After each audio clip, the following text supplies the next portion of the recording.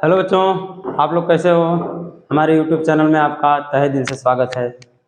चलिए हम आपको class 10th chapter first exercise 1.2 updated chapter है, उसका क्वेश्चन नंबर 3 बताने जा रहे हैं। आप इसको ध्यान से समझिएगा, अच्छा लगेगा आपको। देखिए, जैसा कि हम 2 क्वेश्चन पहले वीडियो में बता चुके हैं, ये हमका अपना अगला वीडियो है। देखिए, अभाज्य गुणनखंड विधि द्वारा निम्नलिखित पूर्णांकों के एचसीएफ और एलसीएम। ठीक है बेटा, अभाज्य गुणनखंड के बारे में हम आपको अगले वीडियो में दे दिए थे, लेकिन फिर भी चलिए अगर जरूरत पड़ेगी तो हम इसमें देंगे। ठीक है ना, कोई दिक्कत? चलिए ठीक है। तो एचसीएफ और एलसीएम निकाला, जैसे एग्जांपल के तौर पर हम आपको पहला बता रहे हैं। देखिएगा, दिया है 12, 15 और 21। सही है। हमारा 5 थोड़ा गड़बड़ रहता है, इस बात को नोटिस कीजिएगा।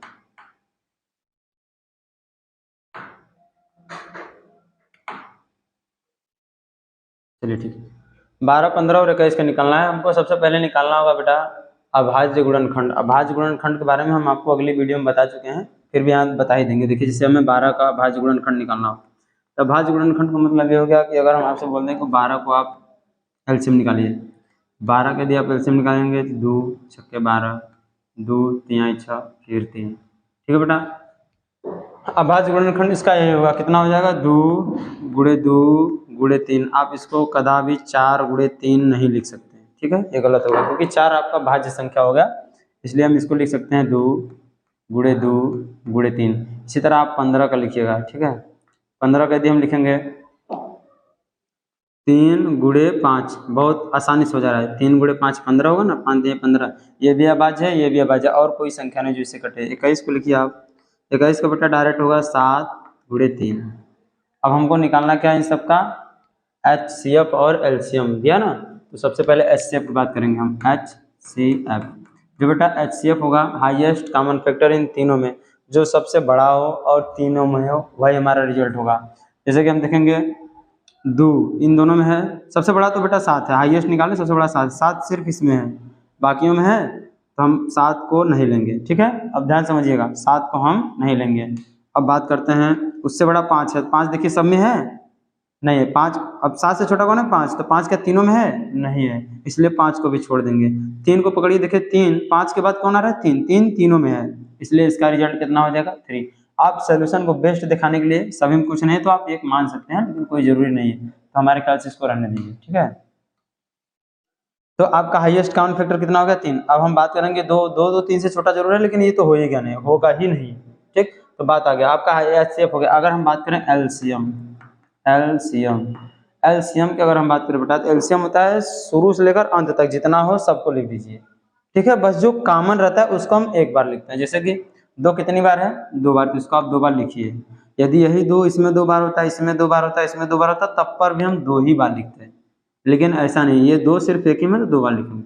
उसके बाद 3 देखिए, तीनों में 2 से बड़ा कौन आ रहा है? 3, तीनों में, तो सिर्फ आप 1 बार 3 लिखिएगा। ऐसा नहीं कि हम इसको 3 बार इस तरह से लिख दिए, तो आपका एलसीएम गलत हो जाएगा। ठीक है ना, इस तरह से नहीं होता होगा। ठीक है, 3 के बाद आपका देखिए कौन बच रहा है? 5। आप इसमें गुणा कराइए 5 का, उसके बाद कौन बच रहा है? 7। आप इन सबको सॉल्व कर दीजिए, हो जाएगा आपका एलसीएम। तो बेटा क्या बोल रहे हैं? एलसीएम, अभाज्य गुणनखंड विधि द्वारा एलसीएम, तो पूरा गुणा करना होगा आपको। 5 सत्ते 35, 35 यहाँ बेटा आपका हो जाएगा 3 त्रिका 90 और 10 105, 35 यहाँ 105, 105 दूनी बेटा 210, 210 दूनी 420। ठीक, ये आपका रिजल्ट हो गया। क्या हो गया? ये एलसीएम, ये क्या हो गया? एचसीएफ। आपका ये सोल्यूशन कंप्लीट हो गया क्वेश्चन नंबर फर्स्ट। जमा इला इधर हम बाबू, इधर देखते हैं, दूसरे नंबर में करते हैं। दूसरा क्वेश्चन हम आपको बता दे रहे हैं, थर्ड ध्यान से देखिएगा। दूसरा क्वेश्चन क्या दिया है अपना? देखिए बेटा, दूसरा क्वेश्चन दिया है आपका, सेकंड वाला जो दिया है, हम चाह रहे हैं तीनों बता दें, क्योंकि इसमें आपको अपने से करने लायक दिख नहीं रहा। अगर हम पहला बता देंगे तो आप इसमें गुणनखंड हेरिएगा, अभाज्य गुणनखंड नहीं मिलेगा, इसको करने में हो सकता है आपको प्रॉब्लम है, इसलिए हम तीनों बता दे रहे हैं। देखिए दिया है 17, 23 और बेटा 29। सही है, सबसे पहले 17 लिखेंगे। अगर हम आपसे बोल दें कि 17 को आप अभाज्य गुणनखंड के रूप में व्यक्त कीजिए, तो क्या 2 से 17 कटेगा? नहीं कटेगा। 3 से कटेगा? नहीं कटेगा। 4 से कटेगा? नहीं, किसी से नहीं कटेगा। एज इट इज सिर्फ ये 17 से ही कटेगा। किससे कटेगा? 17 से। तो इसका बेटा अभाज्य गुणनखंड होगा, आप लिख सकते हैं 17 गुणे 1। जैसे कि यहाँ देखिए हम एक नहीं लिखे हैं, लेकिन आप लिख सकते हैं, कोई दिक्कत नहीं, क्योंकि एक अभाज्य सम में रहता है। उसके बाद आपका आ रहा है 23। 23 बेटा जो है आपका 23 भी स्वयं से ही कटेगा, ये आपको पता होना चाहिए, आप कक्षा 10 में पहुंच चुके हैं। इसी तरह 29 जो है आपका बेटा, ये भी इसी से ही कटेगा, कोई दिक्कत? यहाँ तक आपको समझ में आना चाहिए। ये सभी क्या है? अभाज्य गुणनखंड। जो संख्या, जैसे अगर हम आपसे बोलते हैं कि अभी लिखे ना 21 का गुणनखंड क्या था, 7 गुणे 3, देखिए यहाँ पे लिखे हैं, ठीक। अगर आपसे कहा जाए 29 के निकालिए, तो 29 में आप कोई संख्या है ही नहीं, 29 स्वयं से ही कटेगा। 21 7 से भी कटता है, 3 से भी कटता है, इसलिए इसका रिजल्ट आया 7 गुणे 3, और इसका कुछ नहीं होगा, तो 29 गुणे 1, क्योंकि ये 29 से ही कटेगा। आप इस बात को समझिए, ठीक है। चलिए हम इसको मिटा देते हैं, आगे बढ़ते हैं। अब बात कर रहा है HCF और LCM की। किसकी बात कर रहा है? HCF और LCM। देखिए मैं इसी बगल में लिख दे रहा हूँ नीचे से, आप सोल्यूशन इसी तरह दे सकते हैं, कोई दिक्कत नहीं है, या फिर नीचे लिख दीजिए कि HCF। अगर हम आपसे बात करें HCF, तो इसमें सबसे बड़ा नंबर कौन है? 29। HCF मतलब क्या होता है? Highest common factor. 29 सबसे बड़ा है, तो क्या 29 तीनों में है? नहीं, इसलिए हम 29 को छोड़ देंगे, ठीक। 23 चेक करिए, उससे छोटा कौन है? 23। 23 तीनों में है? नहीं, इसको भी छोड़ देंगे। उससे छोटा कौन है? 17। 17 तीनों में है? नहीं, तो इसको भी छोड़ देंगे। अब 17 से छोटा बेटा कौन है? 1। 1 किस में है? तीनों में, इसलिए इसका हाईएस्ट कॉमन फैक्टर कौन हो जाएगा? 1। कोई दिक्कत? यहाँ तक आपको समझ में आना चाहिए, ठीक है बेटा। इसका कोई मतलब नहीं, हम इसको मिटा दे रहे हैं, ठीक। देखो HCF हो गया, LCM। LCM की बात करेंगे बेटा, तो जो कॉमन होता है, यानी जो उभयनिष्ठ होता है, उसको हम नहीं लेते हैं, सिर्फ एक बार लेते हैं, बाकी सभी को लिख देते हैं। जिससे 17 उभयनिष्ठ नहीं, 17 एक बार है तो इसको लिख दीजिए, एक बार 23 है तो आप इसको लिख दीजिए, एक बार 29 है तो आप इसको लिख दीजिए, कुछ नहीं बच रहा है तो आप 1 लिख सकते हैं। आप इसका गुणा कर लीजिएगा, हमको ऐसा महसूस हो रहा है बेटा, कोई दिक्कत? हमें लग रहा है समझ में आ रहा होगा आपको अच्छी तरह से, आप ध्यान से समझिएगा तो जरूर समझ में आएगा, इतना हमें यकीन है, ठीक है। चलिए हम क्वेश्चन नंबर 3 भी आपको बता ही देते हैं, उसमें थोड़ा डिटेल से है, ठीक। एक्स्ट्रा पेज नहीं है क्या? रुकिए देखते हैं कहीं एक्स्ट्रा पेज है इसमें। ये 336 और 54, ठीक है बेटा। तो 336 और 54 का आप जब निकालेंगे, तो देखिए हम रफ वर्क में निकाल देते हैं पहले। 336 को जब आप निकालिएगा, तो 2 से इसको काटिए, सबसे छोटा अभाज्य संख्या 2 हम पकड़ रहे हैं। अभी मत बोलिएगा सर जी आप गलत बोल रहे हैं, सबसे छोटा अभाज्य संख्या कुछ और होता है। हाँ होता जरूर है, लेकिन हम स्टार्ट करेंगे कहाँ से? 2 से, ठीक है। तो 2 एक कम 2, तो बेटा 1 बचेगा, 13 हो जाएगा, 2 छक्के 12, 1 बचेगा, 2 अट्ठे 16 हो गया। फिर से इसको 2 से काट दिए, 2 अट्ठे 16 हो गया बेटा, 2 चौका 8 हो गया। फिर इसको 2 से काट दीजिए, 2 चौका 8, 2 दूनी 4 हो जाएगा। हम सही काट रहे हैं ना बेटा? 2 दूनी 4, 2 एक कम 2 बेटा, ये जो 1 है 3 से इसको काट सकते हैं 7 बार में, ये 7 कट जाएगा स्वयं से 1 बार में। ये सब जितने सभी अभाज्य गुणनखंड हैं किसके? 336 के। क्या आपको ये सभी समझ में आ रहे हैं? ठीक। चलिए देखिए आगे, अगर आपसे कहा जाए 336 का अभाज्य गुणनखंड, लिख दीजिए यहाँ पे 336 का अभाज्य गुणनखंड बता, 2 गुणे 2 गुणे 2, फिर से 2, कितनी बार है? 1 2 3 4, ठीक है। उसके बाद 3, उसके बाद 7, ठीक है। अब बच कौन रहा है? 54। अब देखिए 54 का हम यहाँ पे रफ वर्क कर रहे हैं, ठीक है। 54 के यदि बेटा आप निकालिएगा, तो इसको भी 2 से काटिए, 2 दूनी 4, 1 बच रहा है, 2 सत्ते 14। अब इसे का कोई मतलब नहीं है, ठीक है, काट देना है। चलिए फिर आप इसको 2 से नहीं कटेगा, अभी 2 से ऊपर जाइए, 2 से नहीं कटेगा क्योंकि लास्ट में 7 दिया है, तो आप इसको 3 से काट सकते हैं। 2 के बाद 3 ही आएगा, तो 3 9 27 बेटा, ठीक। फिर से आप इसको 3 से काटते हैं 3, फिर इसको 3 से काटते हैं, कोई दिक्कत? 3 3 3 2, किसका आ रहा है बेटा? 54, 54। ये जो 54 दिया है 54 यानी 54 का बेटा, 54 का दिया बेटा आपका 2 × 3 × 3 × 3, ठीक। ये हमारा क्या है? पूरा। ये अगर हम बात करें ये पूरा क्या है बेटा? तो आप इसको बोलिएगा 336 का अभाज्य गुणनखंड, ये 54 का अभाज्य गुणनखंड, ठीक। अब हम इन सबको मिटा रहे हैं, चलिए कोई बात नहीं, उससे हमारा कोई इशू नहीं है। हम यहाँ लिख देते हैं सोल्यूशन। इसका HCF निकालना है। क्या निकालना है? HCF। हम चाहते हैं कि आप इसमें बताइए अपने से। देखिए HCF इसका क्या होगा बेटा? हाईएस्ट कॉमन फैक्टर, जो सबसे बड़ा अंक हो। सबसे बड़ा अंक कौन दिख रहा है आपको? दोनों में 7। क्या 7 दोनों में है क्या? नहीं, तो आप 7 को छोड़ दीजिएगा, ठीक है। अब सबसे बड़ा कौन? 7 से छोटा कौन है? 3। 3 देखिए दोनों में है, कितना 3 है इसमें? 1। इसमें कितने 3 है? 3। तो दोनों में से हमको उभयनिष्ठ कौन मिलेगा? 1 3 मिलेगा। किसमें से? 1। अगर आप इसमें से 2 3 ले रहे तो इसमें भी 2 3 होना चाहिए था, लेकिन इसमें कितना 3 है? 1 है, इसलिए हमारा रिजल्ट होगा अभी 3। अब 3 से छोटा ये कौन है? 2। तो 2 देखिए दोनों में है, तो आप बोलेंगे सर है, तो इसका मतलब सभी 2 नहीं। अगर आप यहाँ से चारों 2 को लीजिएगा ना, तो इसमें भी 4 होना चाहिए था, है नहीं, कितना है? 1। तो हम लेंगे कितना, सिर्फ एक ही लेंगे, इसलिए इसका रिजल्ट हो जाएगा 3 × 2। अब इन सबको मिटा दीजिए, ठीक है।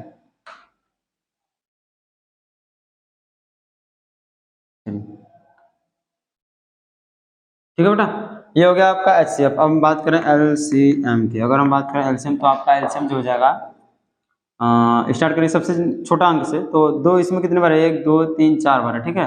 तो 2 × 2 × 2 × 2 4 बार हो गया। अब 4 बार आपको कुछ लोग जानते होंगे LCM में जितना सभी लिख दो, ठीक है लिख देते हैं, कोई बात नहीं बेटा, लेकिन जो उभयनिष्ठ होता है उसको एक ही बार लिखते हैं। जैसे 1 2 3 4 हो गया। अब पांचवें के लिए आप इसको नहीं लिखिएगा, क्योंकि इसको मिलाकर एक उभयनिष्ठ हो रहा है। अगर नहीं समझ आ रहा है तो ये दोनों उभयनिष्ठ है, दोनों मिलकर के एक हो जाएगा, हो गया। अब ये 3 ठो बच रहा है, तो ये तीनों हम यहाँ पे उतार दें, इसलिए 4 ठो हो गया। अब बात करते हैं इसके आगे, 2 के आगे चलिए 3। 3 सभी में मिला के कितने हैं, 3 इसमें 4 है, लेकिन इन दोनों को मिलाकर हम सिर्फ एक ही 3 मानेंगे। चाहे आप इसके साथ इसको ले लीजिए, चाहे इसको कोई एक ले लीजिए। हम ले लेते हैं बेटा 3 3 3 3 बार लिख दिया। आप चौथा नहीं लिखिएगा, क्योंकि वो उभयनिष्ठ में आ गया। इन दोनों को मिलाकर सिर्फ एक ही 3 होगा, ठीक है। अब हम बात करते हैं किसकी, 7 के। 7 बच रहा है, आप इसको 7 लिख दिए। ये आपका HCF कंप्लीट हो गया, ये आपका LCM कंप्लीट हो गया। जब आपका HCF और LCM कंप्लीट हो गया तो आप इसको गुणा कर सकते हैं बहुत आराम से, ठीक है। चलिए हम इसको मिटा करके पूरा सही लिख देते हैं एक बार। हम इसको मिटा करके पूरा सही लिख देते हैं, देखिए 2 × 2 × 2 × 2, उसके बाद आपका 3 और 7, ठीक। और 54 का जो था आपका 2 3 3 3। चलिए कंप्लीट हो गया आपका, ये तीसरा क्वेश्चन कंप्लीट हो गया। अब हम चलेंगे नेक्स्ट पेज, अगले वाले पे, ठीक है। देखिए ये रहा आपका चौथा नंबर, ठीक है सर। ठीक है बेटा, भाई लोग आप सभी लोग भी देखें। HCF दिया बेटा 306 और 657 बराबर 9, यानी इन दोनों संख्याओं का जो हाईएस्ट कॉमन फैक्टर कितना दिया है, 9। आप निकाल सकते हैं, इसका गुणनखंड करिएगा तो 9 आएगा। दिक्कत होगी तो हम बता देंगे आपको, ठीक है। और इसका जो LCM ज्ञात करने के लिए बोल रहा है, इसी का क्या निकालने के लिए बोल रहा है, LCM। बेटा आपको प्रॉब्लम हो रही है तो हम देखिए इसका निकाल सकते हैं, 9 आएगा। यदि आपको जरूरत होगी सर 9 कैसे आ रहा है, ठीक है, तो आप कमेंट करिएगा तो हम इसको रिप्लाई आपको देंगे जरूर कि कैसे आ रहा है। तो हम चाहते हैं कि देखिए हम डायरेक्ट फार्मूला लिखें। आप इससे क्वेश्चन नंबर पहला में या दूसरे में आप एक फार्मूला यूज किए। दूसरे नंबर में एक फार्मूला था बेटा HCF × LCM बराबर, HCF × LCM बराबर आपका होता है 2 संख्याओं का गुणनफल।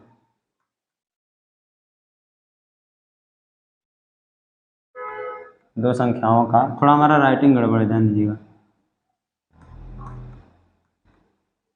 बेटा। वो मार्कर वाली बोर्ड पे पढ़ाते हैं ना, तो उसका आदत बन गया है, ठीक है। देखिएगा ध्यान से, HCF × LCM बराबर 2 संख्याओं का गुणनफल। तो बेटा अगर हम बात आपसे पूछे कि इसे हम फार्मूला का यूज करेंगे, ठीक है, इस फार्मूले का हम यूज करेंगे। हमको निकालना क्या है, LCM पूछ रहा है। क्या पूछ रहा है, LCM क्या दिया है, HCF दिया है। तो बेटा HCF × LCM 2 चीज तो हो गया, 2 संख्याओं का गुणनफल। 2 संख्या कौन है, जब भी आप HCF LCM निकालेंगे, सॉरी HCF आप जब भी निकालेंगे तो 2 संख्याओं में से ही निकलेगा, क्योंकि उभयनिष्ठ होता है, ठीक है। तो देखिए, तो पहली संख्या अगर हम बात करें फर्स्ट संख्या, तो आपकी फर्स्ट संख्या हो जाएगी 306।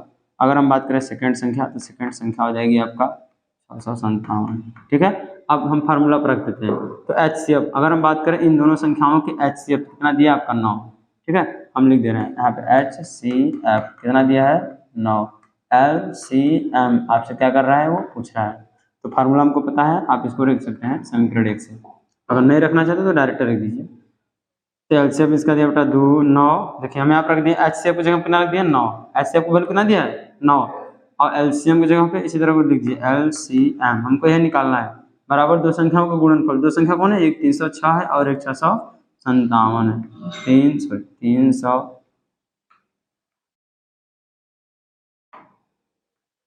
× 657, ठीक है बेटा। आप ध्यान दीजिएगा, हम लिख सकते हैं LCM बराबर 306 × 657 होल डिवाइडेड बाई, ओहो ये जो हमारा 5 होता है ना भाई,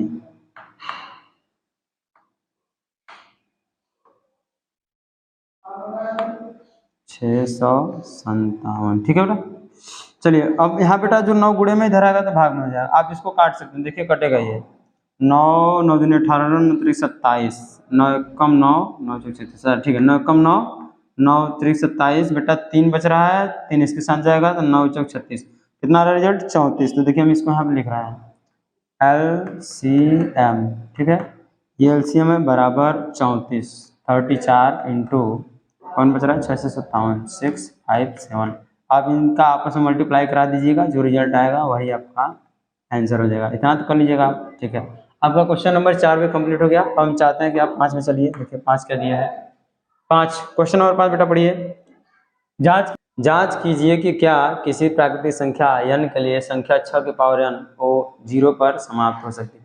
रामा आइला इधर का को बार बार 0 की जगह ओ निकल रहा है बाबा, इधर बाबूराव गणपतरा आपटे के खोली में होता है, इधर हम लोग के खोली में तो 0 बोलते हैं, सही है। इधर देखिए कोई बात नहीं बेटा, अभी आप पढ़िएगा तो बहुत एंजॉय आएगा, ठीक है। जांच कीजिए कि आप किसी प्राकृतिक संख्या n के लिए संख्या 6 के पावर n संख्या 0 पर समाप्त हो सकती है। बहुत इंपॉर्टेंट, बहुत नोटिस वाली बात है, आप समझिएगा।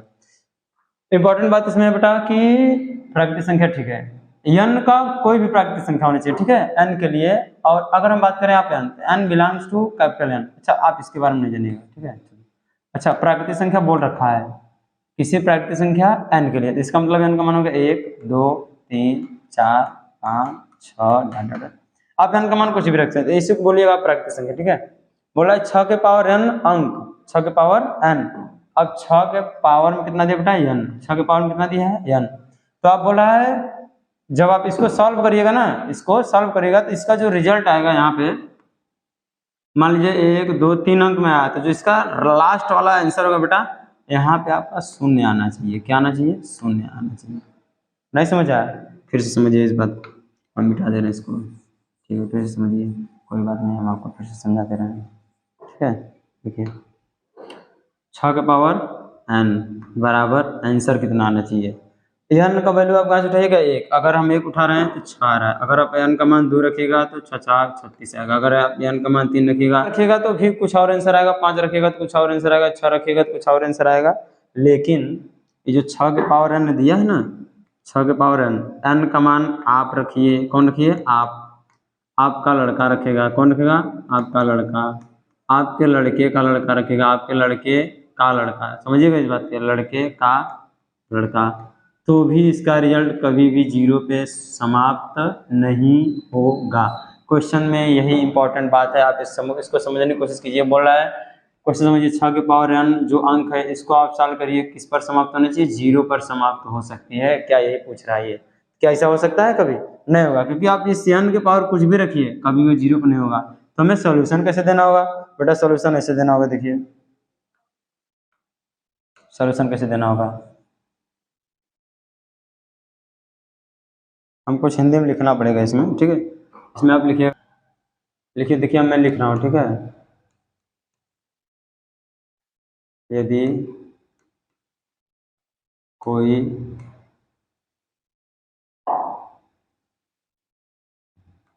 संख्या 0 पर समाप्त होती है तो उसके, हमारा बेटा हिंदी थोड़ा गड़बड़, ध्यान दीजिएगा, ठीक है। उसके अभाज्य गुणनखंड,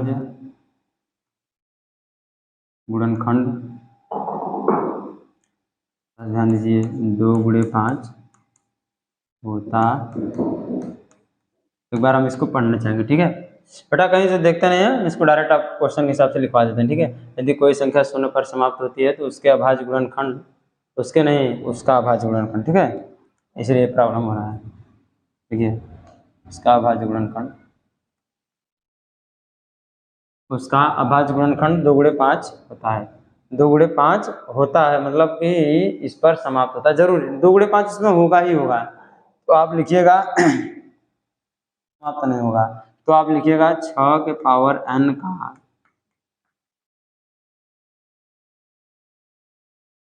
अभाज्य, 6 के पावर n का अभाज्य गुणनखंड 2 गुणे 3 के पावर n होगा, कितना होगा होगा, जो कि होना कितना चाहिए था, होना कितना चाहिए था, 2 गुणे 5 होना चाहिए था। कितना होना चाहिए था, 2 गुणे 5। यदि 2 गुणे 5 हुआ होता तो हमारा लास्ट में रिजल्ट कितना आएगा, 0। तो आप यहाँ पे लिखिएगा 6 के पावर n का अभाज्य गुणनखंड 2 गुणे 3 के पावर n होगा, जो कि अभाज्य गुणनखंड 2 गुणे 3 की जगह पे है। यहाँ पे आप लिख सकते हैं, तो लिख दीजिएगा 2 गुणे 3 की जगह पे 2 गुणे 5 होना चाहिए था। ठीक है, तो लिखेंगे अतः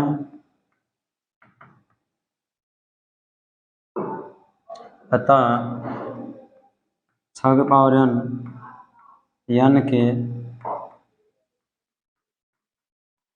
n के किसी मान के लिए n के किसी मान के लिए शून्य पर समाप्त नहीं होगा। This is your answer. ठीक है, क्यों नहीं होगा, क्योंकि यहाँ दिया 6 के पावर n, इसका गुणनखंड 2 गुणे 3 और होना चाहिए था 2 गुणे 5। शून्य पर वही समाप्त होगा जिसका 2 गुणे 5 होगा। इसका दिया 2 गुणे 3 2 3 6, कभी भी शून्य पर समाप्त नहीं होगा, इसलिए लिख दिया बेटा। अतः 6 के पावर n के किसी भी मानों के लिए शून्य पर समाप्त, किसी भी मान के लिए शून्य पर समाप्त नहीं होगा। और क्वेश्चन में आपको ये बोला है कि 6 के पावर अंक जो है 0 पर समाप्त हो सकती है। तो कहता कब समाप्त हो सकती है, तो बताइए कि प्राकृतिक संख्या n के किस मान के लिए, n के लिए, n के किस मान के लिए बोला ना। जांच कीजिए कि क्या किसी प्राकृतिक संख्या यानी n का कौन हो, प्राकृतिक संख्या, n का कोई भी प्राकृतिक संख्या आप इसमें ले आके रखिए। ऐसा कौन सा प्राकृतिक संख्या है, n का ऐसा कौन सा प्राकृतिक संख्या जो आप यहाँ पे n की जगह रखिए और इसको सॉल्व कीजिए, जो कि रिजल्ट इसका क्या आ जाए, 0, जो कि असंभव है। ऐसा कभी होगा ही नहीं। ये तभी होगा जब 6 का गुणनखंड 2 गुणे 5 के रूप में होता, लेकिन ऐसा हुआ नहीं। 6 का जो अभाज्य गुणनखंड 2 गुणे 3 हो गया, इसलिए आप लिखिएगा कि बेटा 2 गुणे 5 होता तो 0 पे होबे करता, लेकिन हो गया 2 गुणे 3। तो आप बोलिएगा कि 6 के पावर n के किसी भी मान के लिए 0 पर समाप्त नहीं होगा।